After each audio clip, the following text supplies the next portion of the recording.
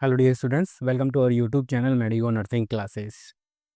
Medico Nursing Classes YouTube channel के online platform पे आप सबका स्वागत है, जहां आप सब लोगों के नर्सिंग ऑफिसर रिक्रूटमेंट एग्जामिनेशन की प्रिपरेशन को और भी बेहतर बनाया जा रहा है। लगातार आप लोग देख रहे हो कि medico Nursing Classes YouTube channel आप लोगों तक जो भी रिसेंट अपडेट्स होती हैं, जो भी नई रिक्रूटमेंट्स होती हैं, किसी भी रिक्रूटमेंट के बारे में कोई भी नई अपडेट, चाहे वो एडमिट कार्ड से रिलेटेड हो, चाहे सिलेबस से रिलेटेड हो, कैसे भी हो, वो सारी अपडेट्स आप लोगों तक मेडिको नर्सिंग क्लासेज एक ऑथेंटिक वे से रिसर्च करके उसके बाद आप लोगों तक एक ऑथेंटिक इन्फॉर्मेशन है वो पहुंचा रहे हैं। आई होप ये इन्फॉर्मेशन आप सब लोगों को पसंद आ रही होगी। मेडिको नर्सिंग क्लासेज के जो भी एफर्ट्स है वो सब आप लोग रिकॉग्नाइज कर रहे होंगे, पसंद आ रहे होंगे।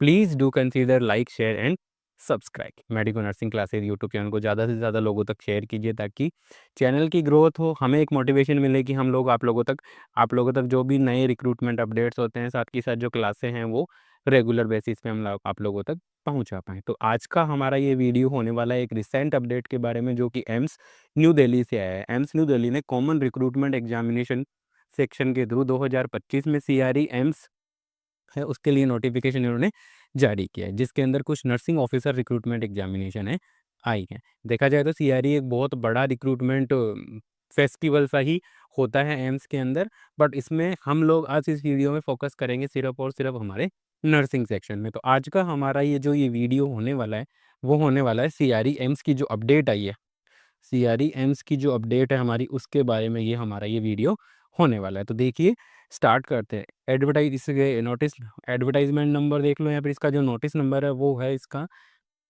2025 डेटेड 11 11 जुलाई 2025। ये डिटेल्ड आपका एडवर्टाइजमेंट होने वाला है, जिसमें मैं आप सब लोगों के जो भी इस रिक्रूटमेंट से जो भी रिलेटेड आपके डाउट्स होंगे, फॉर्म कैसे अप्लाई करना है, फीस क्या रहने वाली है, लास्ट डेट कब है, स्टार्टिंग डेट कब है, वो सब इस वीडियो के माध्यम से मैं आपके सारे डाउट्स हैं वो क्लियर करूँगा। तो आप बने रहिए medico nursing classes YouTube channel के प्लेटफॉर्म पे। तो देखिए, चलिए स्टार्ट करते हैं। तो ये दो इंपॉर्टेंट डेट्स के बारे में देखते हैं। सबसे पहले हमारे पास आया जो पॉइंट आया वो है इम्पोर्टेंट। तो इम्पोर्टेंट डेट्स की अगर हम बात करें तो ये फॉर्म है, इसकी जो क्लोजिंग डेट है वो दिखाई हुई है। सबसे पहले इम्पोर्टेंट डेट में क्लोजिंग डेट दिखाई गई है कि ये एक इम्पोर्टेंट डेट है। इसमें क्या क्लोजिंग डेट है? क्लोजिंग डेट है 31 जुलाई, यानी कि 31 जुलाई इसकी क्या है, लास्ट डेट है। क्या है इसकी लास्ट डेट है। अप टू 5 PM, शाम को 5 बजे तक आप ये फॉर्म अप्लाई कर सकते हो। ठीक है, स्टार्टिंग मतलब रजिस्ट्रेशन कब से स्टार्ट हो जाएंगे? रजिस्ट्रेशन इसके स्टार्ट हो चुके हैं, या फिर ये फॉर्म भरना स्टार्ट हो चुके हैं आपके 11 जुलाई 2025 से। ये इसकी क्या है, स्टार्टिंग डेट। जैसा कि यहाँ पे लिखा हुआ है स्टार्टिंग डेट है, ये इसकी क्या है, स्टार्टिंग है। और 31 जुलाई 2025 इसकी क्या है, क्लोजिंग डेट होने वाली है। डेट ऑफ स्टेटस, यहाँ पे क्या होना है, date of status of applicant from acceptance of appearing exam. Normally क्या होता है कि एम्स क्या है, आपको एक फॉर्म अप्लाई करने के बाद आपके फॉर्म्स को चेक करता है, स्क्रूटनी करता है उनकी, कि आप लोगों ने कोई मिसअंडरस्टैंडिंग या फिर कुछ मिसलीडिंग इन्फॉर्मेशन तो नहीं डाल दी है, या फिर कुछ आपने कुछ मिस्टेक तो नहीं की है जब आप फॉर्म अप्लाई कर रहे हो उस समय। तो उसको चेक करता है। चेक करने के बाद अगर कोई मिस्टेक पाई जाती है तो एम्स आप लोगों को क्या करता है, इन्फॉर्म कर देता है। तो वो जो एम्स एक बार चेक करके उसके बाद आप लोगों को जो बताएगा, उसकी जो डेट है वो है 7 अगस्त। 7 अगस्त को आपको एम्स बता देगा कि भैया आपने जो फॉर्म भरा उसमें कोई मिस्टेक है कि नहीं है। ठीक है जी, इसके अंदर हम एम्स आप लोगों को बता देगा। नेक्स्ट हम बात करते हैं कि date of issue of admit card. Admit card है एज पर स्कीम ऑफ एग्जामिनेशन। ठीक है, तो डेट ऑफ सीबीटी इसके अंदर आएगी आपकी 25 अगस्त, यानी कि 25 अगस्त और 26 अगस्त को इसका क्या होने वाला है, examination. This is the examination day, exam day. इस दिन आपकी क्या होने वाली है, एग्ज़ाम होने वाली है। जो एमसीसीआरई का रिक्रूटमेंट है उसकी क्या होने वाली है, इस दिन आपकी एग्ज़ाम होने वाली है। और डेट ऑफ स्किल टेस्ट है टू बी नोटिफाइड, कि जिन जिन पोस्टों के लिए स्किल टेस्ट है उनके लिए आपको स्किल टेस्ट की जो डेट है वो नोटिफाई कर दी जाएगी एज टाइमली। ठीक है, तो नर्सिंग की ये हमारी नर्सिंग ऑफिसर वाली एग्ज़ाम में नहीं है। ठीक है, नर्सिंग ऑफिसर की एग्जामिनेशन में नहीं है। ठीक है, नहीं है, नर्सिंग ऑफिसर की एग्जामिनेशन के अंदर ये नहीं है। नेक्स्ट हम लोग बात करते हैं इसके डिटेल्स के अंदर की। अब इसके अंदर सबसे पहले आप लोगों को बता दूं कि कौन कौन से इंस्टीट्यूट इस एमसीसीआरई के अंदर पार्टिसिपेट कर रहे हैं, कहाँ कहाँ की यहाँ पे वैकेंसीज है वो आने वाली हैं या आई हैं। तो एम्स बठिंडा की आई हैं, एम्स भोपाल की, एम्स बिलासपुर, एम्स देवगढ़ की आई हैं, एम्स गोरखपुर की आई है, एम्स जम्मू की आई है, एम्स जोधपुर की भी वैकेंसी है इसके अंदर, और AIIMS Mangalagiri, AIIMS Nagpur, AIIMS Patna, AIIMS Raipur, AIIMS Raebareli की आई है, एम्स ऋषिकेश है। ईएसआई की वैकेंसीज हैं, ईएसआई सी एम्प्लॉय स्टेट इंश्योरेंस कॉरपोरेशन, उसकी भी वैकेंसीज है। जवाहरलाल नेहरू पोस्ट, ये जिपमेर की वैकेंसीज भी हैं, ठीक है, जिपमेर की भी वैकेंसीज हैं। लेडी हार्डिंग मेडिकल कॉलेज, ये दिल्ली वाले, इसकी भी हैं। रीजनल इंस्टीट्यूट इम्फाल, सॉरी, उसकी भी वैकेंसी है। Regional institute of paramedical sciences, ये अजवल, ये इसका भी है। इन ये सारे के सारे इंस्टीट्यूट क्या कर रहे हैं, इस एम्स सीआरई की 2025 की जो रिक्रूटमेंट है उसके अंदर पार्टिसिपेट कर रहे हैं। मतलब टोटल 18 इंस्टीट्यूट से वैकेंसीज हैं, डिफरेंट वैकेंसीज हैं, जो कि क्या है यहाँ पे एम्स सीआरई में पब्लिश करी गई है एम्स के द्वारा। एम्स इन सारी रिक्रूटमेंट को कंप्लीट करवा करके पर्टिकुलर इंस्टीट्यूट को क्या करेगा, हैंड ओवर करेगा। नेक्स्ट हम बात करते हैं एप्लीकेशन प्रोसेस की, कि एप्लीकेशन प्रोसेस है। तो एप्लीकेशन प्रोसेस के लिए जो भी कैंडिडेट इस एम्स सीआरई के लिए अप्लाई करना चाहता है वो www.emsexams.ac.in पे जा करके आप क्या कर सकते हो, अप्लाई कर सकते हो। मीन्स आप इस वेबसाइट का यूज़ करो, आप इस पर्टिकुलर वेबसाइट का यूज़ करके क्या कर सकते हो, एमसीआरई का फॉर्म अप्लाई कर सकते हो। ऑनलाइन मोड से करना है और इस एग्जाम इस वेबसाइट का यूज करते हुए करना है। All applicants are advise to keep a copy of registration slip with them along with the proof of payment, payment का प्रूफ भी रखना है, यानी कि जो पेमेंट का रिसिप्ट निकलेगा वो भी रखनी है आप लोगों को। क्या करना है, पेमेंट रिसिप्ट, पेमेंट की रिसिप्ट वो भी रखनी है। और दूसरा रखना है प्रिंट आउट,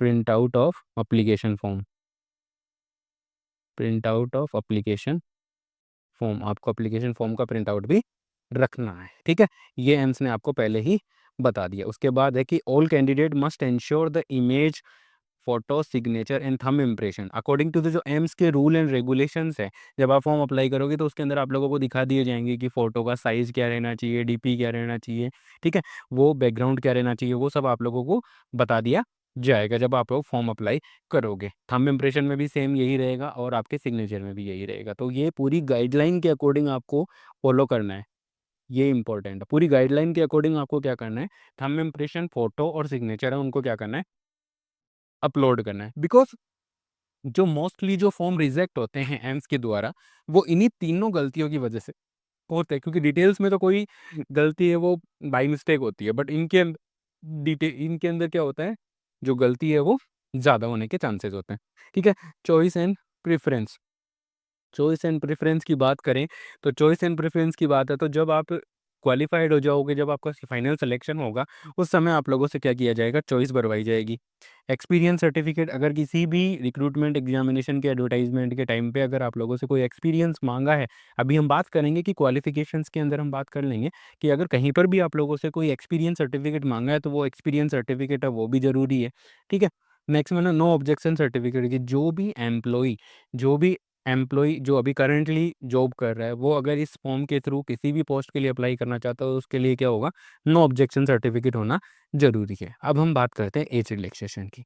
एज रिलैक्सेशन की अगर हम बात करें तो SC/ST को 5 ईयर का, OBC को 3 ईयर का और PWD फिजिकल हैंडीकैप कैंडिडेट को 10 ईयर का एज रिलैक्सेशन इसमें दिया गया है। सेंट्रल गवर्नमेंट के जो सिविलियन एम्प्लॉयज़ है group B post, nursing officer group B post में आएगा, ठीक है, नर्सिंग ऑफिसर उसी की बात कर रहे हैं, ठीक है। तो नर्सिंग ऑफिसर जो ग्रुप बी पोस्ट के लिए अप्लाई कर रहे हैं, नर्सिंग ऑफिसर के लिए जो अप्लाई कर रहे हैं उनके लिए अगर हम बात करें तो 5 ईयर का, सेंट्रल गवर्नमेंट जॉब में आप काम कर रहे हो तो 5 ईयर का आप लोगों को क्या मिल जाएगा, एज रिलैक्सेशन यहाँ पे मिल जाएगा। नेक्स्ट हम बात करते हैं सर्टिफिकेट्स, कास्ट सर्टिफिकेट्स हैं। तो date of valid OBC non criminal certificate की, तो एक वैलिड नॉन क्रिमिनल सर्टिफिकेट है should be issued from the for the financial year 2025-26, यानी कि 1 अप्रैल 2025 के बाद का आपका क्या होना चाहिए, OBC सर्टिफिकेट होना चाहिए, लेकिन बिफोर द लास्ट डेट 31 जुलाई से पहले का। मतलब आपकी OBC सर्टिफिकेट की जो डेट है वो 1/4/2025 से लेके 31 जुलाई 2025 के बीच में रहनी चाहिए, ठीक है। इस दौरान इस पीरियड से यानी कि 31 जुलाई से पहले पहले आपका OBC सर्टिफिकेट है वो बना हुआ होना चाहिए। EWS सर्टिफिकेट्स की अगर आप बात करते हो तो सेम यही इसी के लिए भी होता है कि 31 जुलाई से पहले पहले का बना हुआ होना चाहिए, मतलब न्यू। ठीक है। नेक्स्ट हम बात करते हैं, all candidate are advise to obtain the valid category certificate in advance to avoid the cancellation of candidature. Means ये है कि आप अप्लाई करने से पहले ही आपके हाथ में क्या होना चाहिए माय डियर स्टूडेंट्स, आपका कास्ट सर्टिफिकेट होना चाहिए, ताकि आपको वो एज रिलैक्सेशन और जो वो कैटेगरी के थ्रू आपका जो सिलेक्शन है वो मिल सके। नेक्स्ट हम बात करते हैं एजुकेशनल सर्टिफिकेट्स की। एजुकेशन सर्टिफिकेट्स की बात करें तो यहाँ पे नो ऑब्जेक्शन सर्टिफिकेट मांगा गया है, और वो भी किससे मांगा गया है, जो एम्प्लॉय जो पहले से किसी पोस्ट पे काम कर रहे हैं उनसे मांगा गया है नो ऑब्जेक्शन सर्टिफिकेट। अगर कोई कैंडिडेट पहले से कोई काम कर रहा है, किसी भी जॉब में है, रेगुलर पोस्टिंग पे है, तो उसके लिए नो ऑब्जेक्शन सर्टिफिकेट, इस फॉर्म को अप्लाई करते समय उसको नो ऑब्जेक्शन सर्टिफिकेट है वो देना होगा। ठीक है।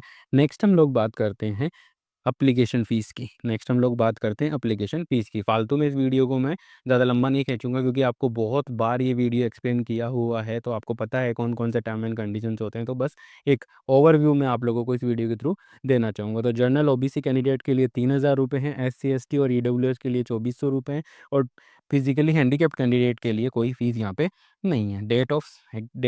Day of examination, date and centre of examination. Date है इसकी 25 जुलाई और 25 अगस्त और 26 अगस्त को इसकी क्या है, टेंटेटिव डेट है एग्जाम की। और टेंटेटिव क्या है, जो एम्स ने बोल दिया तो एम्स करवा ही लेगा। और जो सेंटर होने वाले हैं वो all major cities in India, और इंडिया की जो बड़ी बड़ी सिटीज़ हैं उनके अंदर इसके क्या रहने वाले हैं, एग्जाम के सेंटर रहने वाले हैं। नेक्स्ट है एडमिट कार्ड। तो एडमिट कार्ड है वो आपको एग्ज़ाम के 3 दिन पहले आप लोगों को क्या मिलेगा, एडमिट कार्ड मिलेगा। बट आप लोगों को 7 दिन पहले नोटिफाई कर दिया जाएगा कि कौन से शहर में, इंडिया के कौन सी सिटी के अंदर आप लोगों का एग्जामिनेशन है, वो आपको 7 दिन पहले बता दिया जाएगा। एडमिट कार्ड आपको 3 दिन पहले मिलेगा। तो इस चीज़ के लिए थोड़ा सा तैयार रहें कि किस तरह जाना है, किस तरीके से हमें ट्रेवल करना है अपने सेंटर तक। नेक्स्ट हम बात करते हैं, तो ड्यूरेशन ऑफ एग्जामिनेशन में 90 मिनट का इसमें पेपर होने वाला है, जिसमें क्या होने वाला है, 100 MCQ आएंगे 400 मार्क्स के। ठीक है। तो जिसमें 20 MCQ रहेंगे आपके general knowledge, aptitude, knowledge of computer की, और 80 क्वेश्चन रहेंगे आपके रिलेटेड टू डोमेन रिस्पेक्टिव, यानी कि मतलब सीधी सी बात है 80 क्वेश्चन तो रहेंगे अगर नर्सिंग की बात करें तो नर्सिंग के, और आपके 20 रहेंगे GK, general science, math, reasoning, इन सब के ये क्या रहने वाले हैं, आपके 20 क्वेश्चन है वो रहने वाले हैं। ठीक है। और इसमें 5 सेक्शन होंगे, वो सब आप लोगों को पता है, 20 क्वेश्चंस के, वो सब आप लोगों को पता है। मीडियम ऑफ एग्जामिनेशन की मैं अगर आप लोगों के साथ बात करूं, तो अगर कोई एग्जामिनेशन ऐसा है जो 10th लेवल या 12th लेवल के बेसिस पे है, तो उसका हिंदी इंग्लिश रहेगा।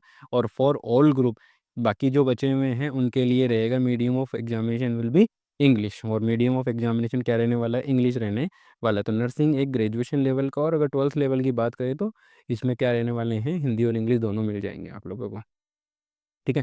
क्वालिफाइंग क्राइटेरिया की मैं बात करूं आप लोगों के साथ, तो क्वालिफाइंग क्राइटेरिया क्या रहने वाला है, एक क्वेश्चन का आपको 4 नंबर मिलेगा सही क्वेश्चन का, और अगर आप गलत कर रहे हो तो 1/4 काट लिया जाएगा, मतलब 0.24%, 0.25% इसमें क्या है, आपका नेगेटिव मार्किंग है। तो क्वालिफाइड मार्क्स की अगर हम बात करें तो 40%, यानी 100 में से 40 नंबर तो लाने अनरिजर्व्ड और ओबीसी, सॉरी अनरिजर्व्ड और ईडब्ल्यूएस वालों को, 35 नंबर लाने ओबीसी वालों को, और 30 नंबर लाने ST ST वालों को। ये क्वालिफाइंग क्राइटेरिया है कि अगर आपके इतने नंबर नहीं आते हैं या इतने नंबर आ जाते हैं तो आप क्वालिफाइड हो। सिलेक्शन नहीं है, सिलेक्शन तो फिर मेरिट लिस्ट बनेगी उसके आधार पे होगा, बट ये आपका क्या रहेगा, क्वालिफाइंग मार्क्स रहेंगे।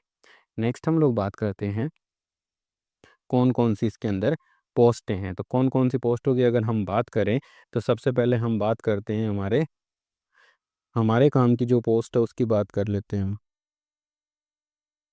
ठीक है। हमारे काम की जो पोस्टें हैं उनकी अगर हम बात करें, तो माय डियर स्टूडेंट्स, यहाँ पर 1 सेकेंड,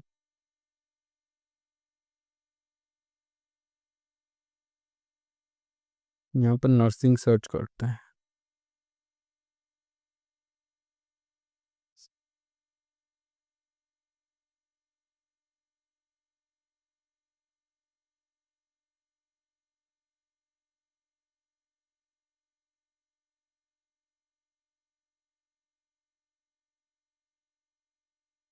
ये तो नर्सिंग ऑर्डर लिखी है,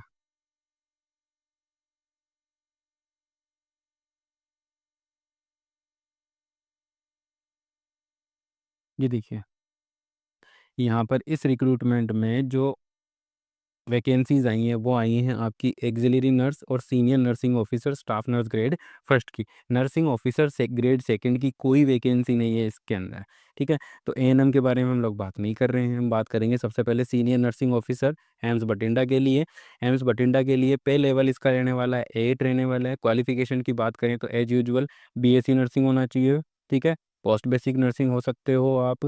ठीक है, और आपके पास एक रजिस्ट्रेशन सर्टिफिकेट होना चाहिए पर्टिकुलर स्टेट नर्सिंग काउंसिल का। एम्स बठिंडा के लिए अगर आप काम करना, अगर आप सिलेक्शन लेना चाह रहे हो तो आपको 3 ईयर का एक्सपीरियंस होना चाहिए स्टाफ नर्स ग्रेड सेकंड का। 100 बेड का हॉस्पिटल होना चाहिए, 3 साल का आपका क्या रहना चाहिए, एक्सपीरियंस होना चाहिए। नेक्स्ट अगर हम बात करें senior nursing officer in AIIMS Raipur, वही 25 to 35 इसकी एज रहने वाली है। 8 पे लेवल 8 है, और इसमें भी आपको कितना है, 3 ईयर का, सेम एज उसी के जैसे है, सेम है।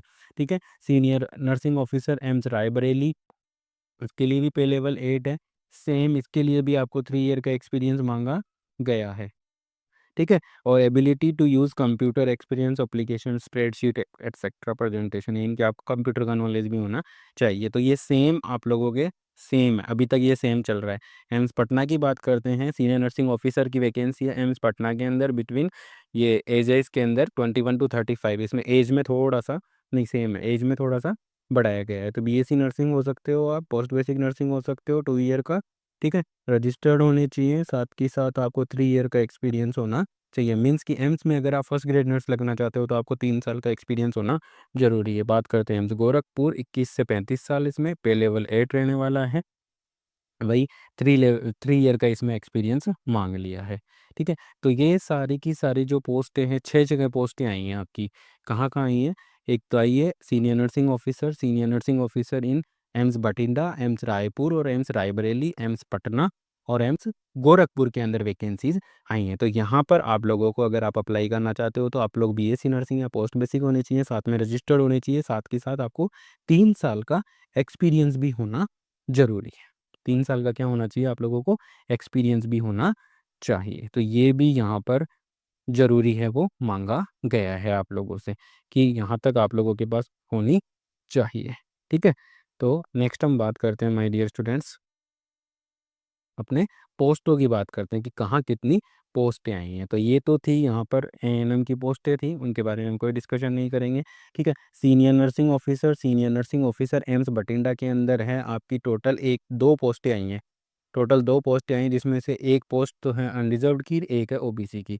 Senior nursing officer only female apply करेंगे, किसके लिए, एम्स रायपुर के लिए। अनरिजर्व्ड की 13, ईडब्ल्यूएस की 3, ओबीसी की 8 और एससी एसटी की 2-2, टोटल 28 पोस्टें आई हैं। ठीक है, जिसमें से 2 एक्स सर्विसमैन के लिए और एक फिजिकली हैंडीकैप्ड कैंडिडेट के लिए क्या है, रजिस्टर्ड पोस्ट रखी गई है। Next senior nursing officer female इन एम्स रायबरेली, एम्स रायपुर और एम्स रायबरेली दोनों फीमेल के लिए हैं ओनली। ठीक है, अनरिजर्व्ड की 8 है, ओबीसी की 1 है, एसटी की 1 है, टोटल पोस्ट हो गई 10, जिसमें से 2 फिजिकली हैंडीकैप्ड के लिए रजिस्टर्ड है। AIIMS senior nursing officer AIIMS Patna, staff nurse grade first AIIMS Gorakhpur. ठीक है, senior nursing officer AIIMS Patna, ये मेल और फीमेल दोनों के लिए हैं। टोटल 16 पोस्टें हैं। अनरिजर्व्ड की 3 हैं, ईडब्ल्यूएस की 9 है, ओबीसी की, एससी की 5 और एसटी की 2, टोटल हो गई 35 पोस्ट है, जिसमें से 2 फिजिकली हैंडीकैप्ड के लिए यहाँ पे क्या रखी गई है, रिजर्व रखी गई है। स्टाफ नर्स ग्रेड फीमेल है, यहाँ पे फर्स्ट ग्रेड स्टाफ नर्स है, ग्रेड फर्स्ट फीमेल। ये किसके लिए रखा गया है, ये है आप लोगों के किसके लिए है, एम्स गोरखपुर के लिए। टोटल 7 पोस्टें हैं अनरिजर्व्ड की, ओबीसी की 1, एससी की 1, एसटी की 2, टोटल 11 पोस्टें यहाँ पे देखने को मिलेंगी आपको। नेक्स्ट वन है आपका staff nurse grade first only mail, इसके लिए एम्स गोरखपुर के लिए आप अप्लाई करोगे। टोटल 3 पोस्टें हैं अनरिजर्व्ड की। ठीक है, तो ये यहाँ पर मैंने आप लोगों को बता दिया है कि पोस्ट कितनी, कहाँ कितनी पोस्ट है, उसका डिस्ट्रीब्यूशन मैंने आप लोगों को बता दिया। नर्सिंग ऑफिसर की कोई पोस्टें नहीं है यहाँ, सिर्फ और सिर्फ सीनियर नर्सिंग ऑफिसर की पोस्टें हैं, वो आप लोगों को देखने को मिलेंगी जी। ठीक है जी, तो ये पूरा का पूरा मैंने आप लोगों के साथ एडवर्टाइजमेंट है वो डिस्कशन कर लिया है। अगर फिर भी मेरे किसी भी डियर एंड नियर स्टूडेंट्स को अगर कोई डाउट रहता है इस एडवर्टाइजमेंट से रिलेटेड, तो आप मेरे को कमेंट सेक्शन में पूछ सकते हो। मैं डेफिनेटली आपके कमेंट्स का आंसर करके आप लोगों को बताऊंगा, क्योंकि लास्ट में जो इसमें दिए हुए हैं वो सारे के सारे सर्टिफिकेट्स दिए हुए हैं, तो उसके लिए किसी भी मेरे डियर एंड नियर स्टूडेंट्स को घबराने की ज़रूरत नहीं है। ठीक है, किसी भी मेरे डियर एंड नियर स्टूडेंट को घबराने की ज़रूरत नहीं है। कुछ टेक्निकल इश्यू है जिसकी वजह से ये फाइल आगे का ओपन नहीं हो पा रहा है। ठीक है, तो आज का ये वीडियो हम यहीं पे एंड करते हैं। आई होप मैंने आज की इस वीडियो में आप लोगों को सारे जो भी डाउट्स थे, आप लोगों के CREM से रिलेटेड, वो सारे मैंने क्लियर किए हों। किसी भी स्टूडेंट को अगर फिर भी कोई डाउट रहता है तो आप हमें कमेंट सेक्शन में बता सकते हैं। एक बार बस इसकी डेट्स के बारे में देख लेते हैं। लास्ट डेट 31 जुलाई है, उससे पहले अप्लाई करना है, लास्ट डेट का इंतज़ार नहीं करना है। स्टार्टिंग डेट है, फॉर्म स्टार्ट हो चुके हैं, 11 जुलाई 2025 से स्टार्ट हो चुके हैं और 31 जुलाई तक भरे जाएंगे। ठीक है, नेक्स्ट है 7 अगस्त को आप लोगों को आपके एप्लीकेशन का स्टेटस बता दिया जाएगा। 25 अगस्त और 26 अगस्त को आपकी क्या होने वाली है, एग्ज़ाम होने वाली है। तो ये है NCERT के बारे में डिटेल्ड एडवर्टाइजमेंट। अगर किसी भी मेरे डियर एंड नियर स्टूडेंट को कोई डाउट रहा है तो प्लीज़ आप मुझे कमेंट सेक्शन में ज़रूर बताइएगा। मैं डेफिनेटली आपके डाउट्स को सॉल्व करूँगा। Please do consider like, share and subscribe. Thank you so much.